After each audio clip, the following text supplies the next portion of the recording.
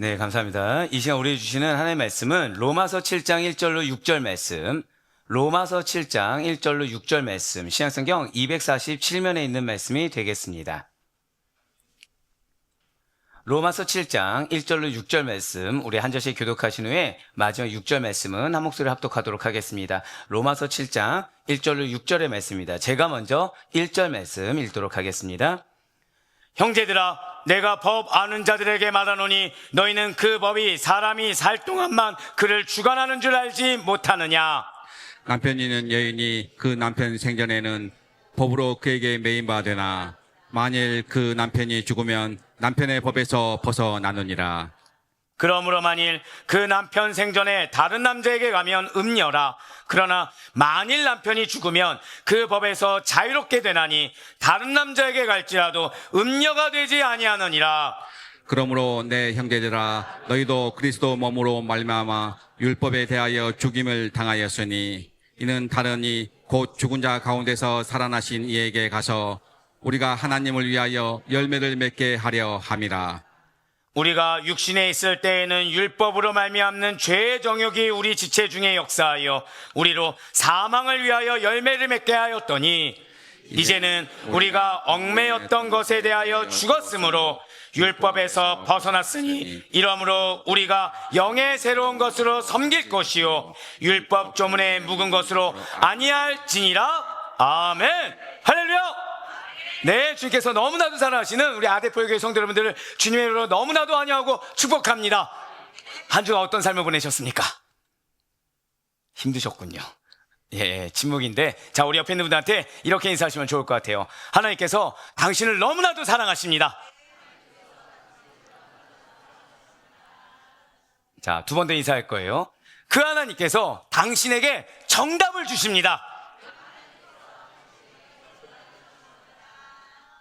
자, 마지막 한 번 더요. 좀 더 우리 크게 정말 축복하는 마음으로 옆에 있는 분한테 당신에게 참된 은혜를 준비하고 계십니다. 여러분 정말 믿으십니까? 예, 일교차가 많이 심해졌죠. 일교차가 많이 심해졌습니다. 혹시 감기 걸리신 분 계시나요? 아프신 분? 네, 기도하겠습니다. 네, 아프시면 꼭 말씀해 주셔야 돼요. 왜냐면 오늘 설교도 나오지만 우리는 가족입니다. 이쪽은 아니었군요. 네네. 우린 가족입니다. 그래서 누군가의 아픔은 나의 아픔이 되는 것이고 누군가의 기쁨은 나의 기쁨이 될 수가 있어야 되는 거예요. 그래서 정말 여러분들 다 사랑하십니까? 거짓말쟁이들. 네네. 미운 사람이 존재합니까? 존재하지 않습니까? 이제 정직해졌군요. 네. 근데 미워하면 안 되는 거 아세요? 모르세요? 다 알아요. 다 알아요. 원수도 예, 이 정도 힘인 거죠. 알지만 되지 않습니다. 예, 맞아요. 우리에게는 그러면 저는 어떻습니까, 여러분들? 거짓말쟁이들. 맨날 쓴소리만 하는데요. 네, 자, 예, 맞습니다. 우리에게도 매일 봐도 좋고 매일 봐도 즐거우며 이렇게 보기만 해도 미소가 나오고 안 보면 또 보고 싶은 사람이 있는가 하면 그 존재만으로도 이 생각만으로도 거북하고 마음이 어렵고 힘들고 제발 내 이 뇌리에서 사라졌으면 좋겠는 자가 존재할 수 있습니다. 사실 주님께서는 맞아요. 원수도 사랑하라. 원수도 사랑하라 라고 말씀하셨지만 우리는 사실상 그것은 불가능하다라고 이미 결론 지으면서 그냥 나름 미워하면 안 되니까 증오하면 안 되니까 무관심하거나 애써 외면한 것으로 충분하다고 우린 여긴다는 거예요. 근데 이것이 정말로 괜찮습니까? 사실은 그러한 상태가 특정인을 원수로 삼아서 또는 나의 삶의 특정 영역을 불평과 불만과 불만족의 상태로 삼아서 불편한 감정, 자 방금 뭐라 말씀드렸어요? 불편한 감정을 지닌 채로 살아가고 있는데 결국 내 마음은 지금 온전한 평안이 임한 것입니까? 아니면 지금 평안이 없는 겁니까?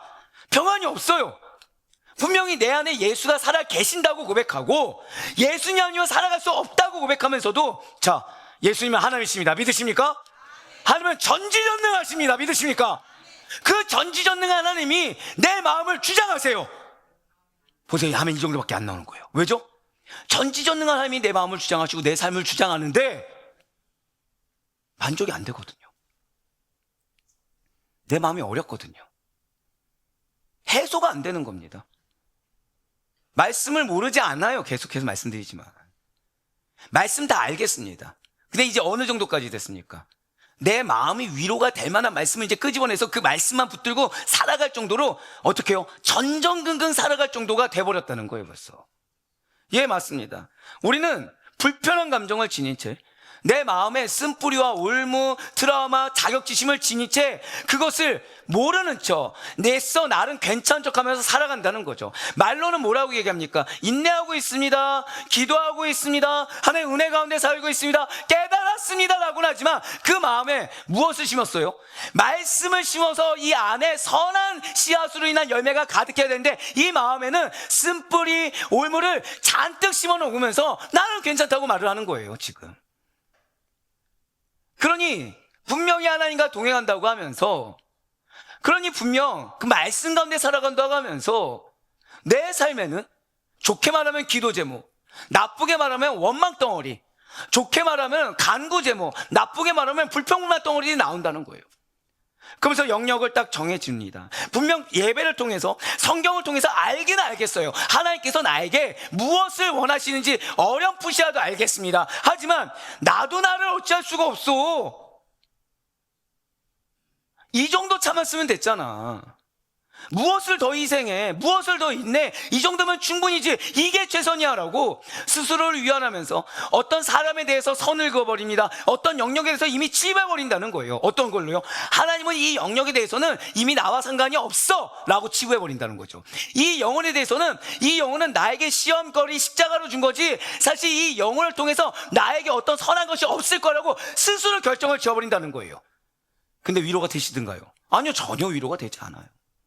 맞습니다. 전혀 위로가 되지 않은 채 말씀에 대해서, 이 삶의 실천에 대해서 회의적인 반응을 보이면서 나의 가능성과 나의 한계를 하나님께서 주신 대로 살아가는 것이 아니라 내가 스스로 정한 채, 사실은 나의 가능성이 여기라고 하더라도 나 스스로가 나를 이렇게 웅크리고 가진 채로 살아가는 것이 오늘날 우리의 현실이라는 거예요. 짐을 지기 싫습니다. 그러니 상대의 짐은 너는 그럴 수 있다는 거예요. 나는 그럴 수 없고, 하다못해 가족 가운데서도 배우자인 너는 그럴 수 있다는 거예요. 너는 은혜가 충만하잖아. 너는 나보다 신앙생활 잘했잖아. 너는 말씀 가운데 잘 살고 있잖아. 그러니까 너는 인내해도 돼. 하지만 나는 좀 더 보호받아야 돼. 어디 안에서도요? 가족 가운데서도. 예, 맞습니다. 우리는 어느 순간 내가 그리스도인이다, 즉 성령님과 동행하고 있고 하나님께서 나의 모든 삶을 주장하고 계시며 그 가운데 하나님께서 반드시 나의 삶을 통해 역사하실 것이다, 그 사실을 머리로만 알고 지내고 있어요. 우리는 어느 순간 내 마음 가운데 선한 열매를 맺어야 되는데 선한 말씀이 들어가서 신기하게 나라는 사람을 통과하면은 오히려 쓴뿌리만, 오히려 올무만 나오는 삶을 이상하지 않은 것처럼, 분명히 전지전능한 하나님께서 함께 하심에도 불구하고 나라는 사람, 나라는 사람의 삶, 생활을 통과만 하면은 오히려 쓴 뿌리, 쓴 열매, 쓴 올무, 그래서 분쟁, 다툼, 원망, 처절함, 절망, 이런 것들로 점점된 삶을 살아가는 것을 그냥 나 스스로가 나는 골고다야, 골고다 올라가고 있어, 십자가로 올라가고 있어, 나는 이것이 믿음의 인내고 영적 전쟁이라고 치부해버린 채 스스로 점점 낙심해가면서 살아가고 있다라는 것입니다. 아이러니하게 머리에 뭐가 있으면서요? 말씀이 있으면서. 그럼 기도는 할까 안 할까요? 너무나도 열심히 하면서 기도도 열심히 합니다. 말씀도 잘 듣습니다. 여기가 해소가 안 돼요. 여기가 해소가 안 되니 나를 통해 들어가서 나오는 삶의 열매도 해소가 안 되는 거예요. 맞습니다. 우리는 마음을 정하지 못했습니다. 우리는 이렇게 마음 심연 깊은 곳에 쓴뿌리와 올무를, 자격지심을, 트라우마를, 내 상처를 다 심어둔 상태로. 여러분들 상처 있으세요, 없으세요? 다 해소하셨습니까? 아니요, 우린 다 해소하지 못했어요. 그렇다네요. 다 해소하지 못했어요, 우리는. 나는 마음 하나도 다 잡지 못하고 있습니다. 그런 연약한 우리에게 율법과 그리스도의 복음은 서로 완전히 다른 처방을 내린다는 거죠. 예, 연약한 우리에게 무엇과 무엇은 다른 처방을 내린다고요? 율법과 그리스도의 복음은 완벽하게 다른 처방을 내린다는 거예요. 율법은 너는 무엇을 해야만 해. 너는 마땅히 그것을 해야만 해 라고 강제하는 반면에 그리스도의 복음은, 자, 우리 옆에 있는 분한테 이렇게 인사하실게요. 당신을 사랑합니다. 그걸 명령하고 있다는 거예요. 율법은 너는 무엇을 해야 돼 라고 하지만 그리스도의 복음은 궁극적으로, 한 번 더 고백하실까요? 나를 통해 사랑의 열매를 맺게 합니다. 바로 그거예요. 이 둘의 명령은 매우 다릅니다. 이렇게 명령이 다른 것처럼 이 명령을 수행했을 때의 결과일 수도 우리가 방금 고백했던 것처럼 완벽히 당연히 달라질 수밖에 없다는 거죠. 율법의 명령대로 하게 되면 그 결과 무엇을 발견하게 될까요? 앞서 우리가 느끼고 경험했던 것처럼, 앞서도 아니죠, 지난 한 주간 내가 경험했던 것처럼 계속해서 나는 이거 할 수 없어. 난 지쳐있어. 나는 이 정도면 최선이고 하나님이 나에게 무언가를 더 바라서는 안 돼.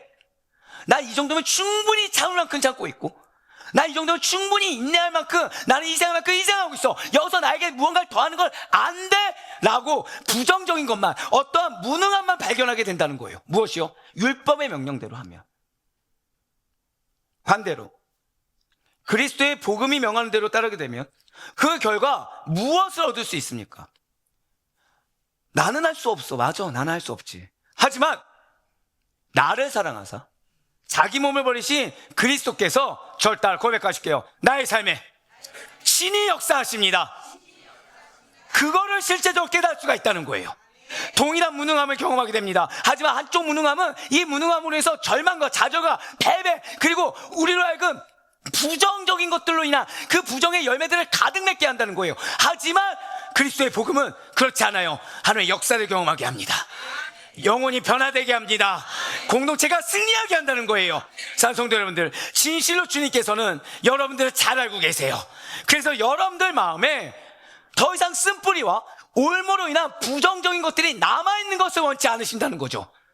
그것이 이 안에 가득 남아있으면서 괜찮은 척, 자, 컵에 이 기저에 이 밑바탕에 커피가루가 잔뜩 녹아져 있습니다. 물을 부어요. 커피가 우러나올까 안 나올까요? 우러나오겠죠. 근데 누군가 그러는 거예요. 이 커피는 우러나오면 안 돼. 그럼 어떻게 해야 됩니까? 어떻게 해야 되죠? 이 컵의 커피를 버려야겠죠. 버리자니 너무 아까운 거예요. 버리자니 나 이 커피라도 못 마시면 목말라 죽는 거 아니야? 생각 자꾸 두려움이 드는 거예요. 염려가 드는 거예요. 그래서 일부러 가만 내버려뒀습니다. 그랬더니 커피가루가 어떻게 돼요? 안으로 침전되는 거죠. 그래서 위를 봤을 땐 어떻습니까? 위를 봤을 땐 물이 있는 것 같은 거예요. 근데 이 내면에 뭐가 있어요? 커피가루가 있는 거죠. 그럼 이거는 평생 이 안에서 아무런 움직임 없이 가만히 있겠습니까? 조금만 흔들려도 커피가루가 올라오겠습니까? 조금만 흔들려도 올라오겠죠. 그게 우리 마음이라는 거예요. 이 안에 쓴뿌리와 상처가 가득 내면에 있으니까 조금만 삶이 흔들려도 뭐가 올라와요? 이 상처가 올라오는 거죠. 부정적인 것이 올라오는 거예요. 계속 버리고 말씀을 들어야 되는데 버리지 않고 버린 척만 하는 겁니다. 지금 버린 척만. 버리기에는 내가 너무 억울하거든요. 버리기에는 이것마저 버리면 난 정말 더 어찌할 바 모를 것 같거든요. 두렵거든요. 염려가 되거든요. 근데 주님은 그런 누룩과 같은 것들로 인해서 여러분들의 마음이 더 이상 어려워지는 것을 원치 아니하시고, 여러분들의 삶이 그에 따른 지장을 단 1터럭도 받는 것을 원치 않으신다라는 거예요. 오히려 자유함 가운데 그리스도의 역사하심을 경험하기를 원하고 계십니다. 고백하실까요? 나를 통해 사랑의 열매 맺기를 원하십니다. 그렇습니다. 여러분들을 통해 화해가 무엇인지, 화목이 무엇인지, 왜요? 나와 예수를 통해 하나님과 화목하게 되었던 것처럼 나를 통해 영혼이 화목하게 되기를 원하신다는 거예요. 나를 통해 공동체가 화평의 공동체로 변하기를 원하신다는 거죠.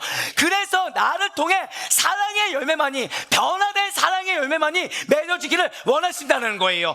그래서 지난날 우리들의 삶을 아시기 때문에, 정확히는 지난날 여러분들의 삶을 점철해 봤을 때, 그래서 거쳐봤을 때 여러분들의 마음과 심령을 아시기 때문에 오늘 말씀을 우리에게 허락하셨다는 것입니다. 오늘 사도 바울은 로마서 6장에서 죄에서 자유하라 라고 가르친 것에서 이제 한 걸음 더 나아가 오늘은 로마서 7장을 통해 고백하시겠습니다. 율법에서 자유하라, 율법에서 자유하라고 선포하고 있어요. 그리고 이것이, 예, 맞아요. 많은 분들이 율법의 종이 되어서는 안 됩니다. 나는 신약 시대를 살아가고 있으니까, 나는 성령 시대를 살아가니까 나하고 상관없지, 난 율법에 매여있지 않아, 난 말씀 믿어, 그렇게 단편적으로 굉장히 쉽게 생각하고 나는 이 말씀과 상관이 없다고 치부해버린다는 거예요. 아닙니다. 율법에서 자유하라, 이 선포가 오늘날 우리에게 어떤 의미가 되고 어떻게 삶에서 실제가 되는지를 오늘 사도 바울은 가르쳐 줄 거예요. 그렇습니다. 지금 주님께서는 바로 로마서 16만일 복음의 틀에 그 20번째 시간, 자, 절단 한번 고백하시겠습니다. 율법에서 자유한 존재, 율법에서 자유한 존재라는 이 말씀의 제목을 통해서 율법의 얽매임 속에서 신음하고 있는 우리를 은혜의 관계로, 한 번 더 고백하실까요? 은혜의 관계. 맞습니다. 상처의 관계가 아니에요. 절망의 관계가 아니에요. 은혜의 관계로 옮기시기를 원하고 계시고, 그 은혜의 관계로 여러분들의 가정과 공동체가 변화되기를 원하신다라는 거예요.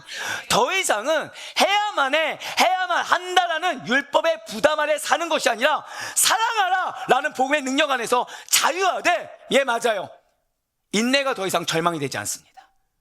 우리에게 주신, 고백하실게요, 책임도 특권입니다. 그걸 깨닫게 하시는 거예요. 세상의 책임은 부담이고 어려움이고 거북함이죠. 하지만 성령 안에서 주시는 사랑의 책임은 은혜인 줄 믿으시길 바래요. 그걸 깨닫게 하시길 원하신다는 거예요. 그래서 그 사랑하라는 그 복음의 능력 안에서 자유하되, 그래서 어떠한 책임, 인내, 내가 잘못 판단했던 모든 것들이 특권인 걸 깨달아 그 사랑의 열매와 은혜의 열매를 맺기를 원하신다는 거죠. 그렇습니다. 지금 주님께서는 우리로 하여금 율법의 종처럼 살아가는 것이 아니라 사랑의 사람으로 살아가기를 원하신다는 것입니다. 한 번 더 고백하실까요? 나에게 회복의 은혜를 주십니다. 한 번 더요. 나로 인해 회복의 은혜를 더하십니다. 맞습니다. 오늘 설교의 제목이 무엇입니까? 율법에서 자유한 존재입니다. 바로 이것이, 이 말씀의 제목 자체가 특권이에요. 바로 이것이 칭의함을 받은 저와 여러분이 누릴 수 있는 특권이라는 거죠.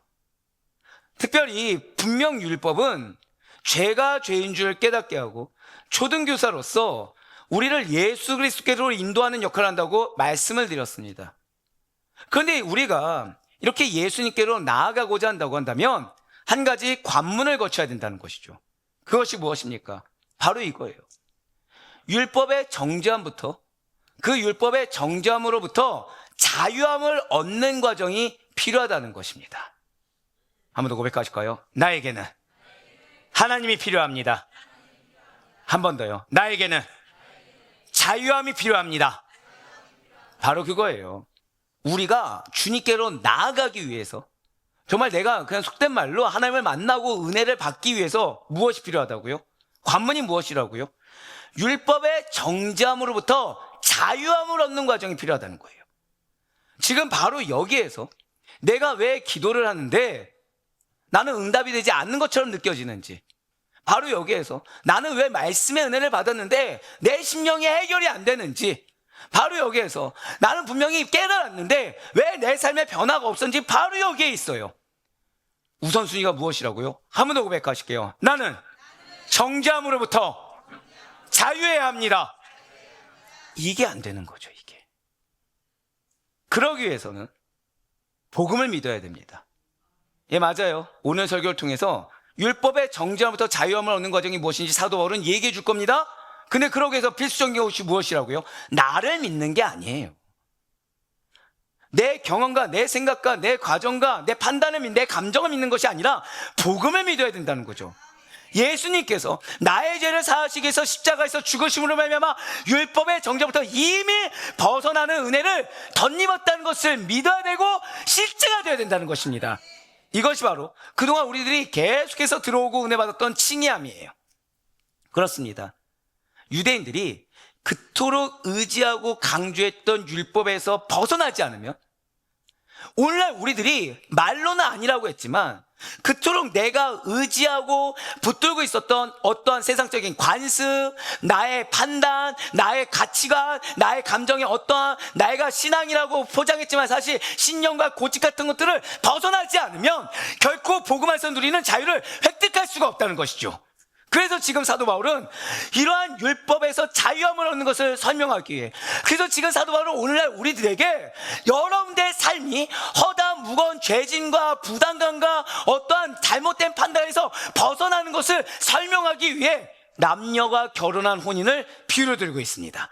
먼저 오늘 보면 로마서 7장 1절부터 3절까지의 말씀을 보도록 하실게요. 형제들아, 내가 법 아는 자들에게 말하노니 너희는 그 법이 사람이 살 동안만 그를 주관하는 줄 알지 못하느냐? 남편 있는 여인이 그 남편 생전에는 법으로 그에게 매인받으나 만일 그 남편이 죽으면 남편의 법에서 벗어나느니라. 그러므로 만일 그 남편 생전에 다른 남자에게 가면 음녀라. 그러나 만일 남편이 죽으면 그 법에서 자유롭게 되나니 다른 남자에게 갈지라도 음녀가 되지 아니하느니라. 아멘. 사실 7장을 보기 전에 우리가 다시 한 번 더 생각할 것이 있습니다. 자, 지금 사도 바울은 로마 교회 성도들을 본 적이 있습니까? 없습니까? 단 한 번도 없어요. 지금 로마 교회 성도들을 본 적이 단 한 번도 없습니다. 그런데 지금 그들을 예수 그리스도 안에서 정말로 한 형제, 한 아델포이로 생각하며 1절 처음에 지금 뭐라고 부르고 있습니까? 형제들아 라고 부르고 있어요. 그렇습니다. 이 형제들아의 원어가 바로 우리 교회의 이름이기도 한 뭐예요? 아델포이입니다. 그런데 이것의 원래 뜻은 같은 자궁에서 태어난 자예요. 이런 마음으로 여러분들에서 기도하고 있습니다. 여러분들 저의 가족입니다.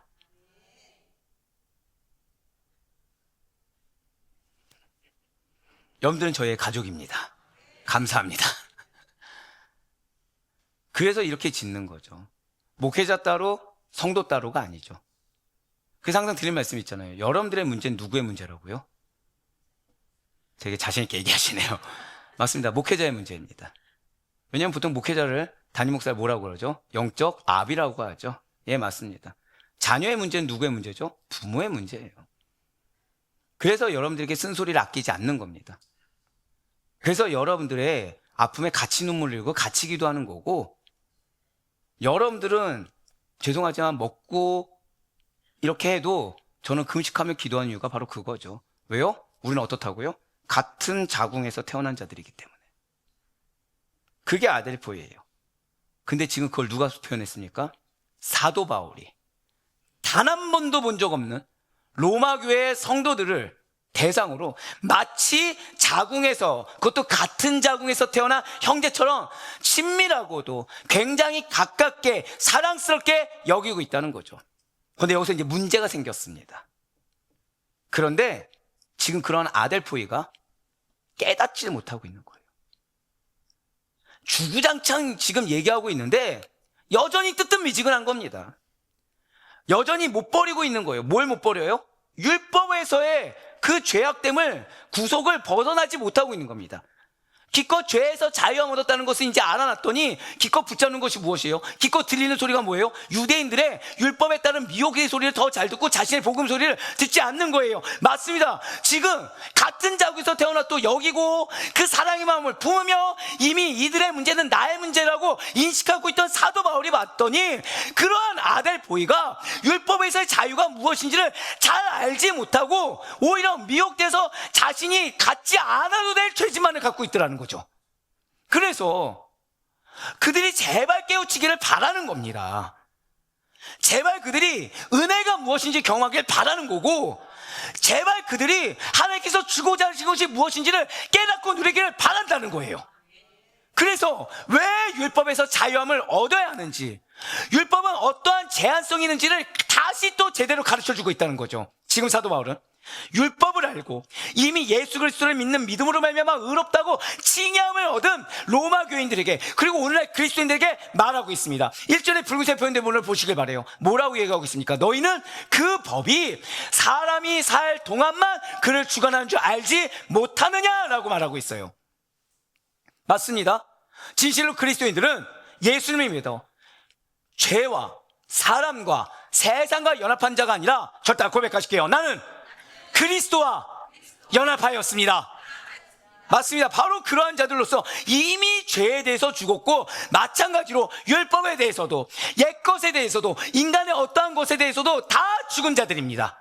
그렇기 때문에 지금 사도 바울은 로마 교회 성도들아, 그리스도인들아, 너희 아들 보이들아, 너희는 이미 예수 그리스도를 믿는 순간 율법의 정죄함에서 벗어난 자들이라는 고백하실게요. 정체성을 깨달아야 합니다. 그걸 선포하고 있는 거예요.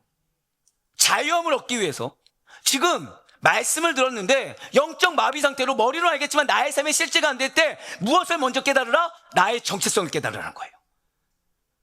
나의 정체성을 깨달아야 된다는 거죠. 이것은 마치 남편이 죽으면 더 이상 그 남편에 매이지 않고 다른 남자에게 갈 수 있는 이치와 같다라고 유대인들에게 사도 바울이 설명하고 있다는 것입니다. 지금 율법은 죽은 남편이고, 성도는 그러한 남편과의 법적 관계로부터 자유함을 얻은 아내라고 표현했다는 것이죠. 맞습니다. 당시의 유대 율법상 남편이 있을 때는 여자는 그 남편의 법에 매여 있었습니다. 하지만 그 남편이 죽으면 그 법에서 자유로워지는 것처럼 성도 역시도 율법 아래에 있을 때는 율법의 지배를 받을 수밖에 없겠죠. 하지만 예수 그리스도와 함께 죽음으로 말미암아, 한 번 더 고백하실까요? 나는 이미 예수와 함께 죽은 자입니다. 그래서 우리는 죄에 관해서 벗어났어요. 율법에 관해서 벗어났어요. 세상의 관점에서, 세상의 관할에서 다 벗어난 존재가 여러분과 저라는 사실을 잊지 마시길 바랍니다. 이것은 단순한 교리적인 선언이 아니라는 거죠. 한 번 더 고백하실까요? 새로운 관계로 불러주셨습니다. 맞아요. 그리스도인에게 일어난 신분의 놀라운 대전환, 곧 새로운 관계로의 부르심을 뜻하는 선포라는 것입니다. 이렇게 신분이 바뀌었음에도 불구하고, 이렇게 새로운 관계로 부르심을 입었음에도 불구하고, 만약에 여전히 성도라고 불리는 자들이, 로마 교회 교인들이, 아델포이들이, 저와 여러분들이 율법에서 해방되었음에도 여전히 계속 율법의 속박에 매여 있다고 한다면 우리는 특권을 누리지 못하고 있다는 거죠. 우리는 복음의 자유라는 그 자유함을 누리는 자들만이 받을 수 있는 은혜라는 특권을 누리지 못하는 자들로 살고 있다는 거예요. 좀 더 쉽게 말씀드릴까요? 내 마음에 해결되지 않아서 마음이 거북하고 어려운 거. 자, 그런데 말씀드렸죠. 이미 새벽 기도를 통해서. 하나님은 여러분들에게 증거를 보여주십니다. 어떻게 보여주신다고요? 말씀을 통해서 보여주세요. 근데 기도나 예배를 통해서 말씀을 들었을 때 마음에 찔림이 있고 거북하고 어려워지고 그런 어떤 반응을 통해서, 즉 고백하실까요? 성령의 반응. 성령의 반응을 통해서도 증거를 보여주십니다. 그런데도 깨닫지 못해요. 그때 어떻게 하죠? 환경을 틀어 막으시는 거예요. 환경을 통해 역사하시는 거죠. 한 번 더 고백하실까요? 나에게 허다한 증거를 보여주십니다. 맞아요. 허다한 증거를 보여주시죠. 무엇을요? 지금 내가 은혜를 누리지 못하고 있는지, 은혜를 누리고 있는지, 지금 내가 복음의 자유로움이 무엇인지를 내 삶에 실제로 경험하고 있는지, 아니면은 알고 있는 것과 나의 삶에 실제가 안 되는 이 영적 괴리감, 이걸 뭐라 표현했어요? 마비 상태에 있는지, 아니면 아예 지금 말씀은 온데간데 없고 나는 이전의 것에 매인 것처럼 내 감정이 중요하고 내 계획이 중요하고 내 생각이 중요하고 내 결정이 중요한 자로 살아가고 있는지 깨닫게 하신다는 거예요. 왜요? 그래야 나 지금 내 정체성에 합당하게 특권 누리지 못하고 있구나.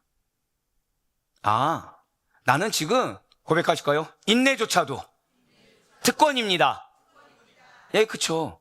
우리 이미 순교자들을 통해서 알고 있습니다. 그들의 인내가 헛되었습니까? 복이 있었습니까? 복이 있었다는 거 알고 있어요. 상급이 있었다는 거 알고 있어요. 근데 여러분들 한번 가정에 생각해 보시기 바래요. 남편의 어떤 행동에 내가 인내합니다. 그럼 뭐라 생각합니까? 와, 하나님 나에게 특권 주셨다고 생각하십니까? 내가 참고 본다고 하십니까? 남편은 어떻죠? 아내에 대해서 불만족이 있을 때 내가 그래 싸우기 싫으니까 참는다고 여기면서 지금 나에게 무언가를 부여합니까? 아니면은 아내를 위해서 참는 것을 특권을 여깁니까? 우리 그렇게 살지 않는다는 거예요. 내가 참아주는 거죠, 지금. 내가 희생해 주는 거죠. 무엇을 바라죠? 상대가 알아서 무릎 꿇고 들어오길 바라고. 가족조차 그럴진데 모르는 남은 오죽하겠습니까? 예, 맞아요. 우린 지금 특권이 특권인지 은혜가 은혜인지 모르고 계속해서 나의 허탄한 것들만을 쌓아오려고 하고 있다는 거예요. 그러다 보니까 뭘 못 누려요? 자유를 못 누려요. 그러다 보니 뭘 못 누려요? 은혜를 못 누려요. 그래서 상황이 요동치면 밑에서 뭐만 올라옵니까? 죄의 가루만 올라오는 거예요. 죄의 가루만. 상황이 요동쳐도 그리스도 안에 있으면 잔잔한 호수와 같이, 잔잔한 파도가 없는 바다와 같이 우리는 그 위를 걸어갈 수 있어야 되는데, 찬양 가운데 얘기하잖아요. 바다를 가르지 않으시면 물 위로 걸어가게 하시리라. 근데 그러지 못하는 거예요. 왜요? 조금만 흔들어 놨더니 나의 믿음 없음이 드러나거든요. 조금만 흔들었더니 내 안에 선한 것이 없이 악한 것만 드러나오거든요. 맞습니다. 주님은 지금 여러분들이 특권을 누리길 원하세요. 주님은 여러분들이 그 특권 있는 삶이 여러분들의 삶의 실제가 되길 원하신다는 거죠. 오늘 보면 로마서 7장 2절 말씀을 다시 한번 더 보시길 바랍니다. 남편 있는 여인이 그 남편 생전에는 법으로 그에게 매인받으나 만일 그 남편이 죽으면 어떻게 된다고요? 남편의 법에서 벗어나느니라. 아멘. 한 번 더 고백하실게요. 나는 이미 벗어났습니다. 맞습니다.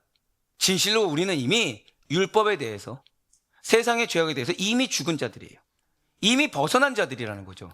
이렇게 율법의 속박으로부터 자유함을 얻어야 함에도 불구하고 당시 유대인들 사이에서는 율법주의, 잘 기억하셔야 됩니다. 율법주의가 매우 뿌리 깊게 자리 잡고 있었어요. 이렇게 율법의 속박에 매여 있다. 이 율법주의가 뿌리 깊게 자리 잡고 있다는 것은 율법주의 신앙인을 얘기하는 겁니다. 좋게 말해서 신앙이죠. 사실 종교인이죠. 분명 유대인들은 율법을 믿어야 구원을 받는다라고 잘못 알고 있었어요. 자, 여기서부터 이제 잘 들으셔야 됩니다. 여러분들이 정말 중요한 이유가 나와요. 여러분들이 왜 하나님이 여러분들에게 여러분들 통해 역사하길 원하시는지, 그래서 여러분들에게 왜 영향력을 주셨다고 계속 선포하게 하신지를 여기서부터 잘 들으셔야 된다는 거죠. 맞아요. 유대인들은 잘못 알고 있었습니다. 근데 이들은 하나님을 믿었습니까? 안 믿었습니까? 믿었다고 잘못 알고 있었어요. 그들은 신앙이 아니라 신념이었다는 거죠.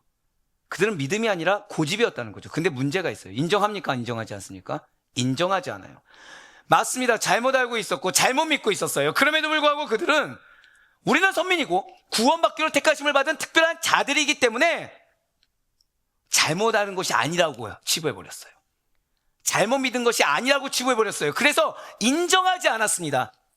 마치 자신들이 이야기하는 것이 진실인 것처럼 아주 자신감 있게 자신들의 주장을 호도했다는 거죠. 그리하여 이방인들까지도, 붙여준 영혼들까지도 그릇된 사망의 길로 들어서도록 선동해버렸다는 것입니다. 사실 이러한 율법주의 신앙인들은 마치 무자비한 남편에게 붙들린 불쌍한 여인들과도 같아요. 이 여인들은 그 남편이 죽거나 놔주지 않으면 평생 벗어날 길이 없다는 것이죠. 무슨 말씀입니까? 율법이 죽든지 내가 죽든지, 아니면 무자비한 남편이 죽든지 여인이 죽든지 해야만 그 관계가 끝날 수가 있다는 거예요. 그래서 사도 바울은, 그러니 너희 로마교회 성도들아, 이미 너희는 예수 그리스도와 연합한 자로 칭의함을 받음으로 말미암아 죄와 율법의 정죄에서 이미 해방되었어. 너의 마음에 드는 그 생각들, 감정들, 그거 다 헛거고, 너희 귀를 간접히는 그 소리들 다 헛거고, 그거는 이미 실체가 없는 다 죽은 것들이야. 더 이상 그러니 잘못된 유대인들의 선동에 휘둘리지 말아라. 고백하실게요. 휘둘려서는 안 됩니다. 그거를 강력하게 권면하고 있다는 거예요. 나는 상처의 소리라고 했지만 들을 가치가 없는 얘기라는 거죠. 나는 그것이 달콤한 소리 같지만 귀 기울여 들을 가치가 없는 거라는 거예요. 나는 이 감정이 해소되지 않아서 도저히 저 사람, 그치, 원수 사랑을 했으니까 사랑할 수 없으니까 미워하지 말아야지 하면서 이 마음에 품는 그 감정 자체가 틀린 거라는 거죠. 인내해주고 있다? 틀린 감정이라는 것입니다. 왜 그런 듣지 말아야 돼 감정의 소리를 듣냐는 거예요. 우리 안에 누가 있는데? 성령님이 계신데. 우리에게 이미 무엇을 주셨는데? 말씀을 주셨는데. 한 번 더 고백하실까요? 나에게 예수를 허락해 주셨습니다. 맞아요. 가장 위대하시고 가장 전지전능하신 하나님, 그분의 독생자 되신 예수 그리스도와 그분의 말씀과 성령님을 허락해 주셨는데, 고작 그 감정이 뭐라고, 고작 그 생각이 뭐라고, 고작 그 물질이 뭐라고, 고작 그 육신이 뭐라고, 그 소리를 듣느라 예수를 포기하냐는 거예요. 예수를 포기하고 그 자리를 왜 그 부담감과 짐과 십자가 같은 그 잘못된 그 억압으로 자신이 내 뭐냐는 거라는 거죠. 휘둘리지 말라는 거예요. 사랑하는 성도 여러분들, 진실을 여러분과 저는 율법의 정죄로부터 벗어난 자들입니다. 이제 슬슬 감이 오시죠?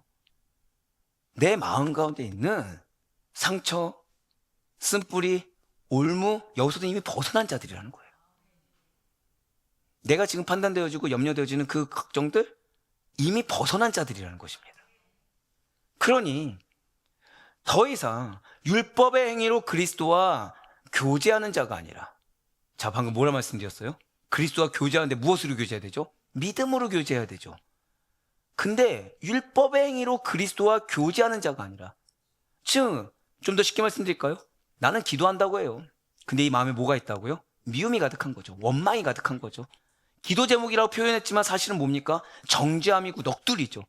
이걸로 그리스도와 교제하는 자가 아니라 그리스도의 십자가 대속의 은혜를 믿는 믿음으로 말미암아 그리스도와, 고백하실게요, 복음 안에서, 믿음 안에서, 그렇습니다, 복음 안에서 참된 교제를 누리는 여러분과 제가 되기를 주님께서 원하시고 계신 것입니다. 우리의 것이 아닌 걸로 인해서, 나의 것이 아닌 걸로 인해서 스스로 잘못된 것에 묶이지 않기를 간절히 소망합니다. 지금 사도 바울이 로마 교회 성도들에게 강조하고 있는 메시지는 지금 단순히 율법을 지키고 안 지키고 행위의 문제가 아니라는 거예요. 오늘날 우리들이 이미 그리스도 안에서 새 신분을 얻었음을 깨닫고, 즉 정체성을 깨닫고 그 안에서 정말로 자유롭게 살아가는 삶의 열매를 맺을 수가 있어야 된다는 것이죠.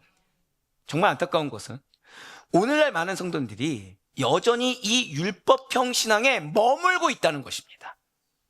예, 맞아요. 나는 이 율법의 정죄와 상관없다고 생각했지만 나도 모르는 사이에 어디에 매여 있다고요? 고백하실게요.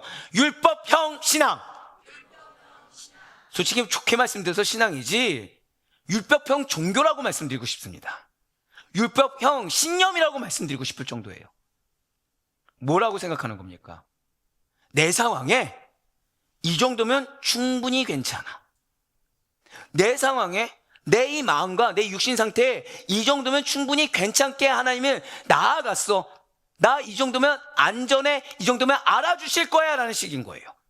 즉 내가 하나님께 나아가는 것이 아니라 하나님을 나한테 끌어당기는 거죠. 내가 지금 하나님을 알길 원하는 것이 아니라 하나님이 그냥 날 알아주고 나를 어와둥둥 마치 어린애처럼 계속 축켜 올려주고 인정해주고 위로해주길 바란다는 거예요. 그것이 무엇이라고요? 율법형 신앙이라는 것입니다. 그러나 반드시 잊지 마시길 바라요. 복음은 내가 무엇을 했는가 보다, 복음은 내가 무엇을 했다고 치부하는가 보다, 고백하실게요. 나는 그리스도와 어떤 관계인가? 그걸 묻고 있어요. 복음은 끊임없이 여러분들이 주님과 어떤 관계인가? 좀 더 쉽게 말씀드릴까요? 내가 주도권을 갖고 있는가? 아니면 내가 정말 주님을 신뢰함으로 주님 안으로 내가 들어가는가? 이 관계를 계속해서 묻고 있다는 거예요.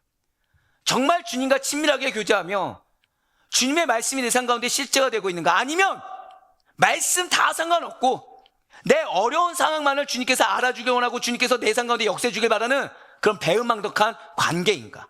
한번 결혼 생활을 생각해 보시길 바라요.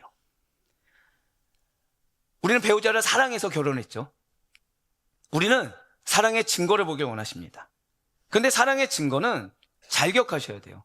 배우자가 나에게 무언가를 해주는 일 때문에 사랑의 증거가 되는 것이 아니라는 거죠.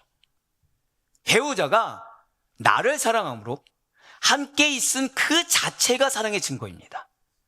즉 나와 함께 있는 것 그 자체가 사랑의 증거란 걸 알아야 정말 사랑의 열매를 맺을 수가 있다는 거예요. 그렇지 않고 나에게 무슨 말을 했는가? 나에게 어떤 행동을 했는가? 이건 뭐예요? 사랑의 증거를 뭘로 알기 원한 거죠? 언행, 행동, 결실, 그 존재 자체가 사랑의 증거가 되는 것이 아니라, 제가 우리 청년들이 결혼할 친구들이 있으면 꼭 보길 원합니다. 근데 보면은 진짜 이 친구들이 결혼하겠냐 안 하냐가 보입니다. 어떻게 보일까요? 진짜 딱 두 부류 나눠져요. 한 부류는 제가 안 보입니다. 부모님과 같이 둬도 부모님도 안 보입니다. 뭐 앞에 누가 있든 없든 뭐만 하고 있어요? 두 손 꼭 붙잡고. 내 애인이죠. 애인이 무엇을 얘기하고 어떤 스탠스인지 거기에만 뭐 온갖 포커스가 다 있습니다. 근데 안타까운 커플은, 다른 커플은 뭐에 신경 쓰고 있어요? 내가 어떤 사람인지, 부모가 어떤 사람인지, 그리고 어떤 조건들, 이걸 보고 있습니다. 그럼 결혼할 수 있을까요, 없을까요?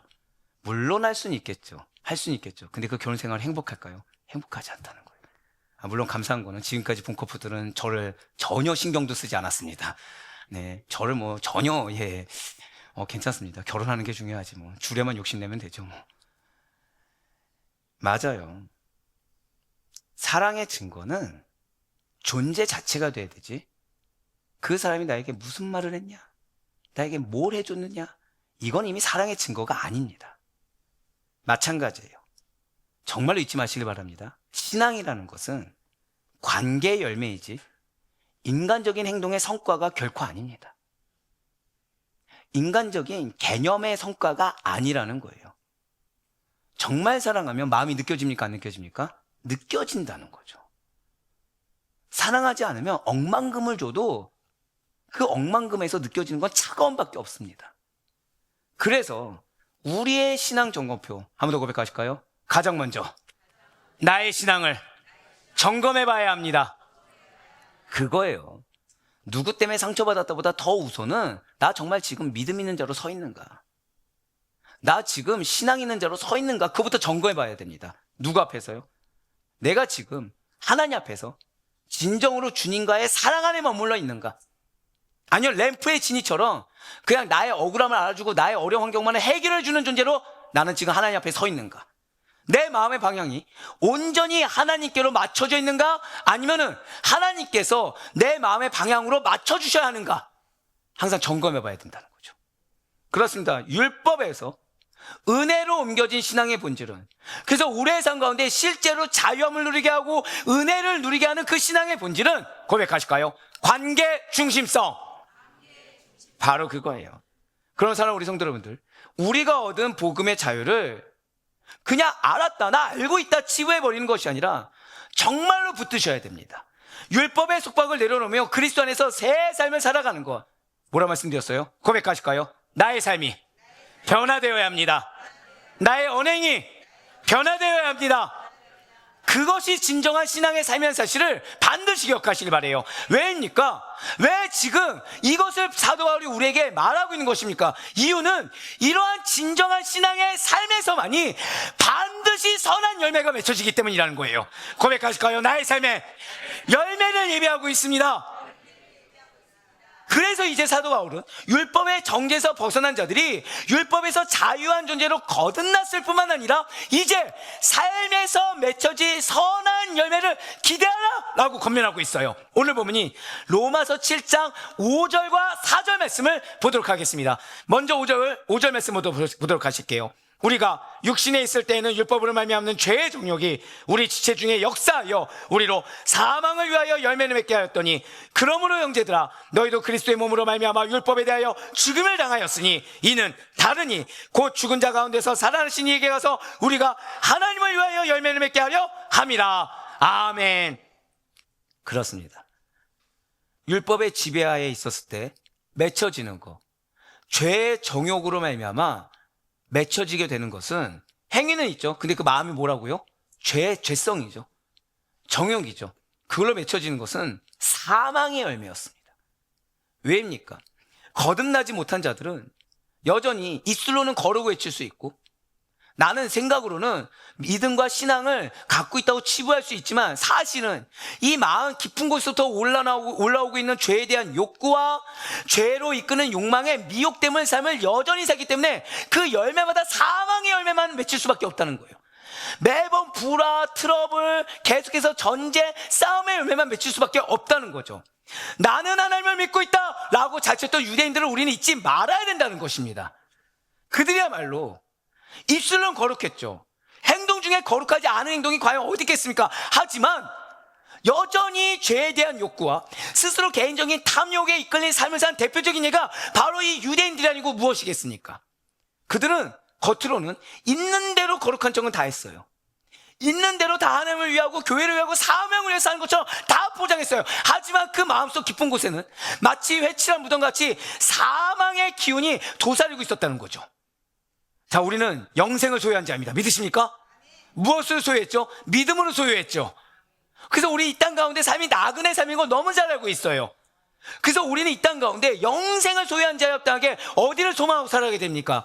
천국을 소망하고 부활의 소망을 가지고 살아가야 됩니다. 근데 그것은 계속해서 살아가는 삶이죠. 즉 내가 소망을 가지고 살아갈 때 우리 삶 가운데서는 생명의 열매가 맺히게 된다는 거예요. 하지만 내 마음에 썩어 없어질 것들, 죽을 것들, 그거를 품고 살아가면 뭐만 맺히게 됩니까? 사망의 열매죠. 가정에 불화가 있으십니까? 감사하시길 바래요. 가정에서 인내할 만에 있으니까 감사하시길 바래요. 왠지 아십니까? 그 트러블을 통해서 하나님께 나아가게 하시는 겁니다. 그 인내함을 통해서 하나님께 나아가게 하시기 원하는 거다. 만약 유기했다 생각해 보세요. 트러블 안 생깁니다. 같이 자기 소견에 올 대로 각자 자기 멋대로 살죠. 가정이 차가워져도 차가워진지 모르죠. 공동체가 차가워져도 차가워진지 모릅니다. 그냥 뭐 다 이렇게 사니까, 분주하니까 그게 치부해버리고 말 거예요. 하지만 아니에요. 내 가정 가운데 기도 제목 주신 거 감사함입니다. 근데 이 기도 제목 앞에 나의 의를 드러낸다? 이미 사망의 열매예요. 근데 이 기도 제목 앞에 내가 하나님 앞에 자복함으로 나아간다? 그때부터 생명의 열매가 맺히는 줄 믿으시길 바랍니다. 그렇습니다. 외식과 율법주의가 가져온 두꺼운 가면을 뒤집어 쓰고 언제 지옥에 떨어져도 이상하지 않은 악한 일들을 유대인들은 아무렇지 않게 행했습니다. 약하고 소외된 자들을 핍박했어요. 그들이 하는 행동 하나하나마다 하나님을 적극적으로 대응했습니다. 그렇습니다. 죄의 정욕이 자신들을 주장하는 대로 내버려 두었기 때문에 그냥 자신을 위로하는 데 급급하고 이 안에 있는 정욕을 인정하지 않았기 때문에 유대인들이 맺는 열매는 그저 사망을 위한 열매들일 뿐 어떠한 선한 결실도 맺지 못했다라는 거예요. 하지만 예수 그리스도의 죽으심으로 말미암아, 자, 누가 죽으셨다고요? 예수님께서 누구를 위해? 나를 위해 죽으심으로 말미암아 율법에 대해 죽고 의에 대해 살아난 저와 여러분은 다르고 또 달라야만 합니다. 우리는 하나님을 위한 열매를 맺게 됨을 믿으시길 바라요. 이와 관련해서 사도 바울이 이렇게 증거하고 있죠. 갈라디아서 5장 24절 말씀 우리 다 같이 읽겠습니다. 시작. 그리스도 예수의 사람들은 육체와 함께 그 정욕과 탐심을 십자가에 못 박았느니라. 아멘. 바로 이거예요. 바로 이겁니다. 진실로 그리스도 예수의 사람들은 박아야 된다가 아니라 그리스도 예수의 사람들만이 십자가에 나의 육체의 정욕과 탐심을 못 박을 수가 있다는 거예요. 고백하실까요? 자기 부인할 수 있는 것도, 자기 십자가 질 수 있는 것도 특권입니다. 잊지 마세요. 세상 사람들이 이건 아무리 말해봤자 못 알아듣습니다. 하지만 믿음으로 구원받은 자들만이 정욕과 탐심을 십자가에 못 박을 수가 있다는 거예요. 즉 내가 가정 가운데, 내가 공동체 가운데 참아야 되는데 어느 정도 참아야 돼요? 나를 십자가에 못 박지 않고서는 도저히 참을 수 없는 환경 가운데 있는 거, 이게 특권인 겁니다. 이런 나를 통해 주님은 누구를 드러내길 원하신 거예요? 임동현이란 사람을 드러내는 것이 아니라 어떤 누군가의 남편, 아내를 드러내는 것이 아니라 고백하실까요? 나는 그리스도인입니다. 그걸 드러내길 원하는 거예요. 내가 이만큼 참았어. 내가 그 이만큼 참는 가운데 이만큼 기도해서 우리 가정이 이렇게 왔어. 이거 지금 누가 드러났습니까? 내가 드러났죠, 내가. 그거 원하는 것이 아니에요. 우리 한번 더 고백하실까요? 내가 못 박힐 수 있는 것이 특권입니다. 이거를 믿는 자들이 무엇을 맺는지 아십니까? 사망을 위한 열매가 아니라 하나님을 위한 열매를 맺을 수가 있다는 거예요. 그 영광의 열매가 여러분들 것임을 믿으시길 바랍니다. 율법에서 자유함을 얻어 율법보다 더 나은 하나님의 의가 되시는 예수 그리스도를 믿는 자들만이 못 박을 수 있는 특권을 누릴 수가 있는 것이고 하나님을 위한 열매를 맺을 수가 있다는 거예요. 이러한 하나님을 위한 열매가 과연 무엇이겠습니까? 로마서 8장 6절에서 8절까지의 말씀과 로마서 6장 22절의 말씀을 같이 보도록 하시겠습니다. 육신의 생각은 사망이요 영의 생각은 생명과 평안이니라.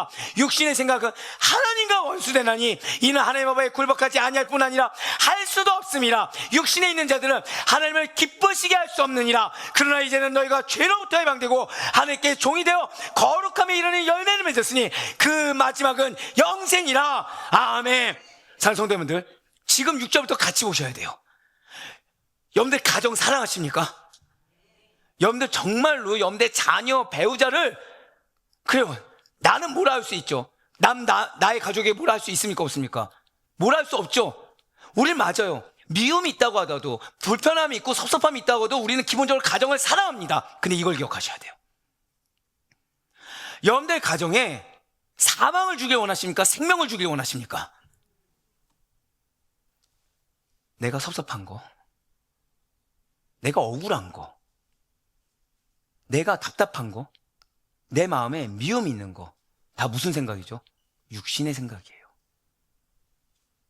그 육신의 생각을 고집해봤자 상대가 변화되는 게 아니라 육신의 생각을 고집해봤자 나올 것은 사망밖에 없습니다. 하지만 영의 생각은 뭐죠? 한 번 더 고백하실까요? 내가 나를 못 박아야 합니다. 그럼 반드시 생명이매요. 그럼 반드시 평안이매요.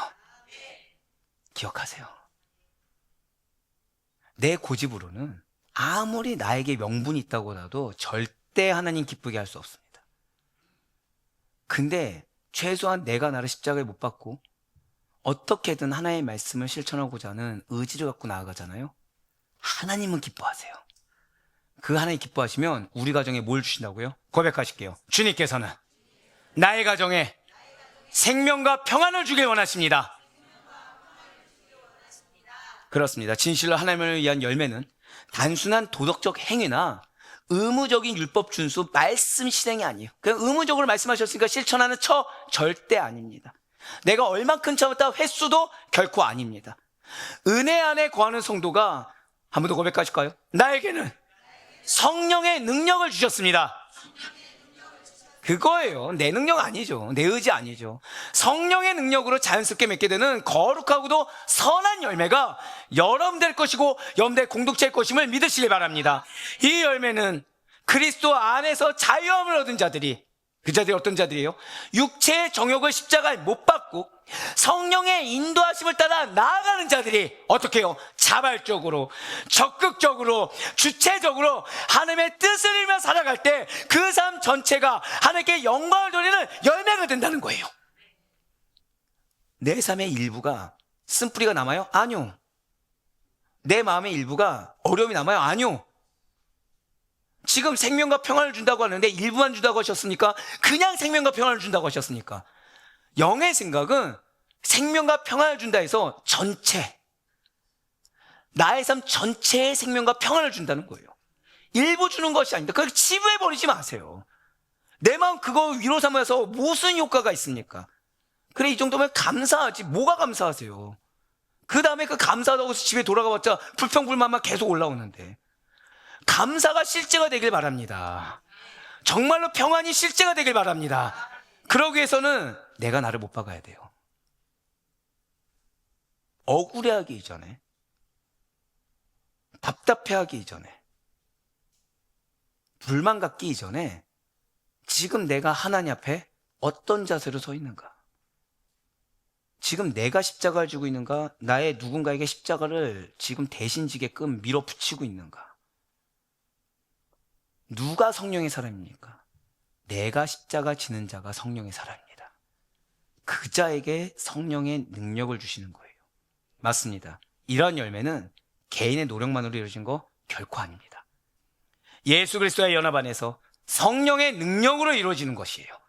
이러한 생명의 증거들이 우리 삶에 가득 맺혀져야 함을, 그리고 반드시 아멘하고 따르는 자들에게 그렇게 될 것을 믿으시길 바랍니다. 그러면서 이제 마지막으로 오늘 본인 로마서 7장 6절 말씀 보도록 하실게요. 이제는 우리가 얽매였던 것에 대하여 죽었으므로, 자, 죽게 될 것입니다니까 아니요 죽었다는 것입니까? 이미 죽었어요. 율법에서 벗어났으니 이러므로 우리가 영의 새로운 것으로 섬길 것이요 율법 조문에 묵은 것으로 아니할지니라. 아멘. 진실로 이미 율법에서 자유한 존재는 하나님을 위한 거룩하고 선한 풍성한 열매를 맺게 됩니다. 그리고 이 모든 것은 한 번 더 고백하실까요? 나에게 성령의 역사하심이 있습니다. 맞습니다. 그 성령의 역사하심으로 말미암아 가져오는 새로운 변화들인 것입니다. 그러니 우리는 성령님이 원하시고, 그러니 우리는 성령님께서 시키시는 대로 바로 절대 고백하실까요? 나는 성령의 사람입니다. 그렇습니다. 우리는 성령의 사람으로 사는 거지, 내 이름을 걸고 내 그동안에 어떤 경력을 걸고 과정을 걸고 상처를 걸고 살아가는 자들이 아니라는 거예요. 이렇게 성령의 사람으로 산다는 것은, 이제 잘 들으시길 바라요, 내가 먼저 용서하고 또 상대도 나로 인해 피해를 봤음을 인정해서 먼저 용서를 구하는 사람이 되는 것입니다. 이렇게 성령의 사람으로 산다는 것은 주저하지 않고 내가 먼저 불편한 사람에게 다가가서 사랑을 전하는 것입니다. 이렇게 성령의 사람으로 산다는 것은 남의 좋은 소식에 시기하거나 질투하지 않고 내가 같이 진심으로 박수치면서 축하해 주는 것입니다. 이렇게 성령의 사람으로 산다는 것은 나의 어떠함은 크게 보고 남의 어떠함은 낮게 봐서 언제나 항상 그 우월의식 가운데 살아가는 것이 아닌, 나는 하나를 썩어가는 미랄처럼 살아가더라도 한 영혼이 살아날 수만 있다고 한다면, 한 영혼이 쓰임받을 수 있다고 한다면, 나는 초기와 같이 종과 같이 그 영혼을 헌신한 것을 기쁨으로 여기는 거예요. 이렇게 성령의 사람으로 산다는 것은 비록 손해를 감수한다고 하더라도 하나님 앞에서 정직을 지키는 것이 바로 이 모든 것이 성령의 사람으로 산다는 것인 줄 잊지 마시길 바라요. 그동안 우리 무엇으로 살아왔습니까? 한편으로 대단하죠. 성령의 사람으로 산 것이 아니라 종교의 테두리 안에, 신념의 테두리 안에 믿음이라고 믿고서 우격다짐으로 여기까지 나온 거예요. 그런데 하나님께서 그런 우리를 촛대도 옮기지 아니하시고 유기하지도 아니하시고 질책하지도 아니하시고, 우리 한 번 더 고백하실까요? 지금 나에게 사랑의 기회를 주고 계십니다. 왜요? 그런 여러분들의 삶에 거룩한 변화의 열매들이, 하나님께서 기뻐 받으시는 영광의 열매들이 허다해질 것을 반드시 믿으시길 바랍니다. 그러니 말없이 어려운 영혼에게, 마음에 이미 상처가 있는 영혼에게 나도 상처받았다고 얘기하는 것이 아니라 오히려 그 영혼에게 내가 먼저 사랑으로 섬기고 대접하시고, 마음이 낙심한 자들을 말씀으로, 정확히 말씀을 실천한 진정한 사랑으로 위로하는 자들이 다 되시길 바라요.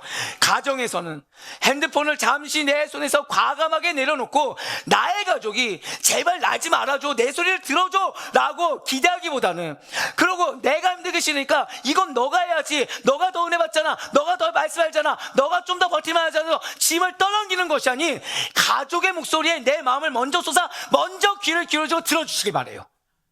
SNS를 보며 허다한 사람의 소리를 들으며 비교하고 지적하는 대신에 작은 것에부터 고백하실까요? 말보다도 써야 합니다.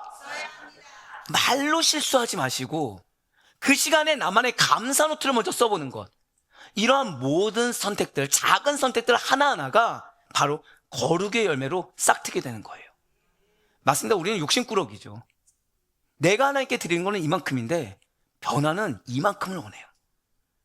내가 하나님께 나아가는 건 이만큼도 안 되는데 하나님의 역사는 이만큼을 바란다는 거죠. 근데 놀라운 건 하나님께서 하시겠다는 거예요. 그래서 뭐 하라는 거예요? 고백하실게요. 작은 것부터 반드시 실천해야 합니다. 그래서 하나님은 여러분의 마음부터 보는 거예요.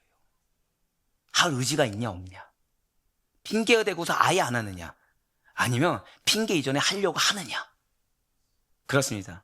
작게는 가정에서부터, 넓게는 세상 한복판에서까지 성령의 사람으로서 나의 이름을 가진 자가 아니라 우리의 정체성은 무엇이라고요? 마지막 절단 한번 더 고백하시겠습니다. 나는 성령의 사람입니다. 그렇습니다. 그 정체성을 가지고 마음을 다해 진심을 실천하는 것, 그것이고 우리의 당연한 삶이요 열매 맺는 삶, 변화된 삶이 되는 줄 믿으시기 바랍니다. 진실을 율법 아래 매여있던 우리를 그리스도의 십자가가 다른 게 자유하게 한 게 아니에요.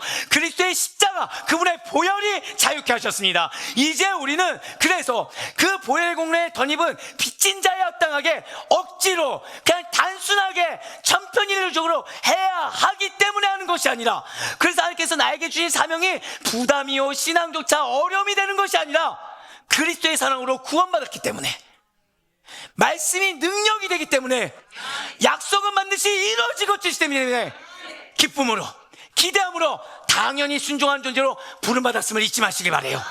율법의 얽매임이 아니라 항상 나를 세밀하게 사랑으로 인도하시는 성령의 인도하심 속에서 날마다 거룩의 열매를 맺는 삶이 우리의 사명이요 마땅한 삶인 줄 믿으시기 바랍니다. 그래, 받았건 없기는 복음 안에서 자유를 누리는 것이 무엇인지를 잊지 않는 가운데, 맞아요, 이제 여러분들은 이 사실을 믿고 실천했을 때 부담이 아니고 어려움이 아니고 특권인 걸 깨닫게 될 것입니다. 이 시간을 통해 하나님께서 나에게 무엇을 이루실 것인지를 기대하게 될 거예요. 아니, 반드시 그러셔야 돼요. 저는 같은 자국에서 태어난 여러분들이 단 한 명도 어려워지지 않길 바래요. 제발 광야 좀 그만 헤매길 바래요. 정말 말씀 좀 성취합시다. 하나님이 이렇게까지 선포하게 하시고, 이렇게까지 기도하게 하시며, 이렇게까지 준비하게 하실 때는 이유가 있지 않겠습니까? 그 사실을 제발 믿고 더 이상 감정의 소요, 내 육신에 따라 사는 자들이 아니라 정말 성령의 인도하심을 받으세요.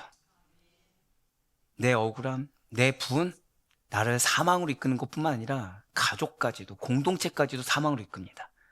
하지만 그럼에도 불구하고 눈물 흘리겠죠. 속은 썩어 문드러지겠죠. 하지만 그럼에도 불구하고 어떻게든 말씀 부여잡고 성령의 인도하심 따라 나아가려고 한다고 한다면 우리의 가정에 뭐가 임한다고요? 생명과 평안이 임하겠죠. 그것이 우리의 삶이 되기를, 그 여러분들의 삶의 실제가 될 수 있기를, 그래서 그런 여러분들의 믿음의 아멘을 통해 하나님께서 영광 받으시사 기뻐하시는 증거가 허다할 수 있기를 주님의 이름으로 간절히 축원합니다.